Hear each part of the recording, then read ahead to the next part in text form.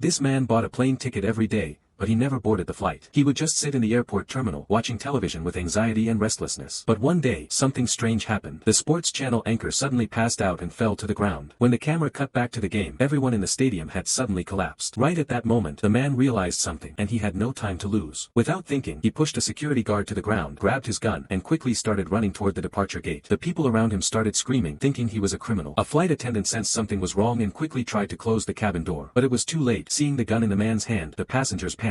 Pointing the gun at the flight attendant, the man yelled, "Close the door right now, or I'll shoot you." Terrified, the flight attendant closed the door. The man determinedly rushed to the cockpit and tried to explain the situation to the captain. "If this plane doesn't take off before sunrise, we're all going to die." But the captain didn't understand a thing. Seizing the opportunity, the captain tried to grab the man's gun. The trigger was pulled by accident, and the captain's hand was injured. Now, the captain couldn't fly the plane with one hand, and there was no co-pilot. The man quickly returned to the cabin and shouted, "Does anyone know how to fly this plane?" At that moment, a woman named Kelly stood up. "I can fly a helicopter," she said. Wasting no time, the man asked her to fly the plane. Once the plane took off, he told her to head west, where the sun sets. When the plane leveled out, the captain asked, "Why? What is the danger of sunrise?" Raymond then revealed the truth. "I was a major in NATO. I accidentally overheard a secret meeting. They said that the sun is now toxic.